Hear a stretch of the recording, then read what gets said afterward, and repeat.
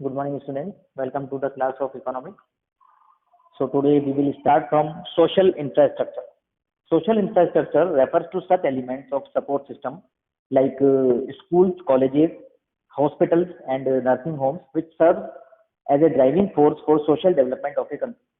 Social development refers to human resource development. It occurs when there is healthy and efficient workforce in the country. While economic infrastructure accelerates the process of growth, social infrastructure accelerates the process of human development. देखिए social infrastructure क्या होता है, वो उन elements को बताता है support system के. हमने पढ़ा था इंफ्रास्ट्रक्चर मतलब सपोर्ट सिस्टम, और सोशल इंफ्रास्ट्रक्चर के अंदर आएगा school, college, hospital and nursing homes, जो कि हमारी सोशल डेवलपमेंट के लिए बहुत जरूरी है. क्योंकि सोशल डेवलपमेंट का मतलब है ह्यूमन रिसोर्स डेवलपमेंट, और ह्यूमन रिसोर्स डेवलप तब होगी जब हेल्दी और एफिशिएंट वर्कफोर्स होगी हमारी कंट्री में. While economic infrastructure accelerates the process of growth, social infrastructure accelerates the process of human development. Economic infrastructure से growth process हमारी accelerate होती है, जबकि social infrastructure से हमारा human development process accelerate होती है, यानी कि increase होती है, improve होती है. Indeed, economic growth is incomplete without human development. Economic growth बिना human development के incomplete है, अधूरी है. Accordingly, economic and social infrastructure are complementary to each other. One reinforces the other. जो इकोनॉमिक और सोशल इंफ्रास्ट्रक्चर हैं वो एक दूसरे के कॉम्प्लीमेंट्री हैं, वो एक दूसरे को पूरा करते हैं और एक दूसरे को वो रीइंफोर्स भी करते हैं. Economic and social infrastructure are complementary to each other. Economic and social infrastructure are complementary to each other. Economic infrastructure includes sources of energy, better means of transport and communication, besides efficient system of banking and finance. Economic infrastructure जो है वो sources of energy उसमें सारी include हैं, अच्छा transport system और communication हमने पढ़ा था, बैंकिंग, फाइनेंस.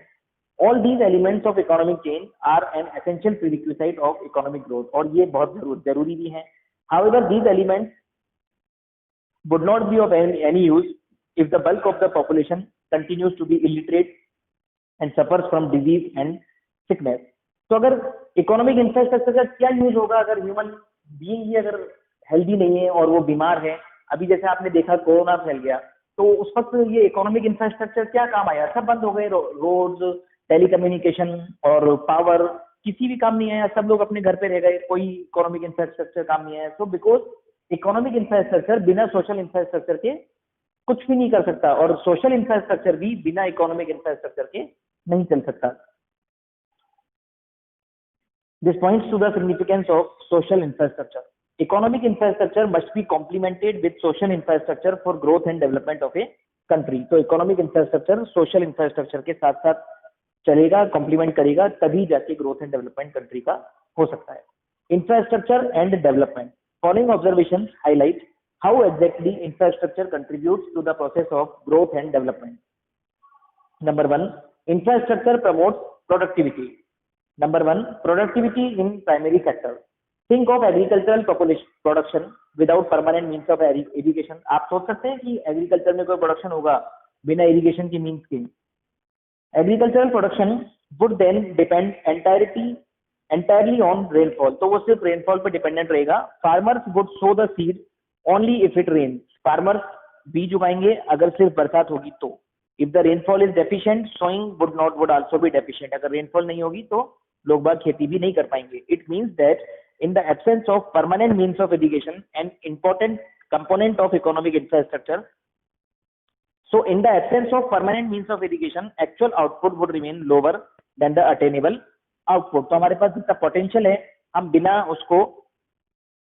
इंफ्रास्ट्रक्चर के हम पूरे पोटेंशियल को काम में नहीं ले सकते.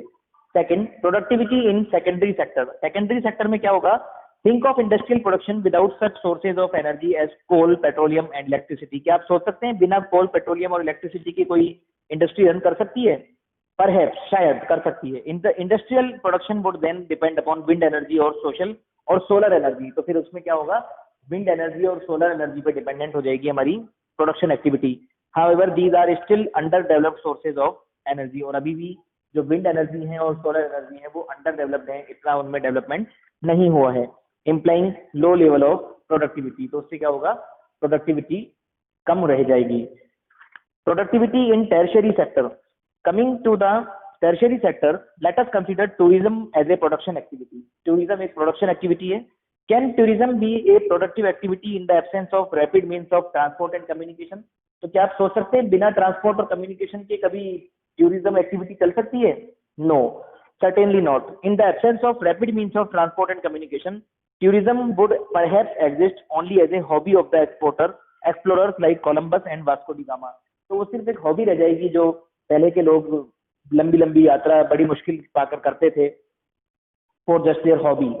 तो ऐसा आज की दुनिया में नहीं हो सकता। Thus, across all sectors of economy, primary, secondary, and tertiary, high productivity is possible only we have good infrastructural facilities. तो ज्यादा प्रोडक्टिविटी कब मिल सकती है? When we have good infrastructural facility. Infrastructure induces investment. Infrastructure induces investment.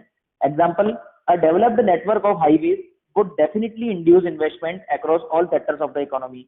एक अच्छा highway network पूरी country के अंदर, पूरी इकोनॉमी के अंदर इन्वेस्टमेंट को बढ़ाएगा, because it facilitates efficient movement of goods and services across different regions of the country। क्योंकि हाईवे से अच्छा ट्रांसपोर्ट होता है गुड्स एंड सर्विसेज का। In fact infrastructure is the backbone of the business investment. तो इसलिए इंफ्रास्ट्रक्चर जो है वो बिजनेस इन्वेस्टमेंट के लिए बहुत जरूरी है, वो उसका बैकबोन है। Infrastructure generates linkages in production, developed means of transport and communication, ample sources of energy along with good facilities of banking and insurance would generate inter-industrial linkages। जो हमारे आपस में लिंकेज हैं वो अच्छे ट्रांसपोर्ट एंड कम्युनिकेशन से, अच्छी energy के सोर्सेज से और अच्छी बैंक और इंडस्ट्रीज से चलते हैं, इंश्योरेंस से। It is a situation when expansion of one industry facilitates the expansion of the other.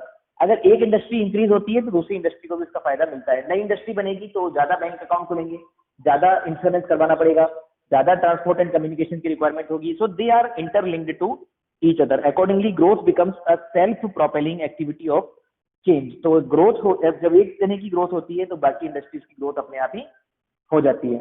तो हम कल 4th पॉइंट से इसको कंटिन्यू करेंगे। Have a good day, thank you.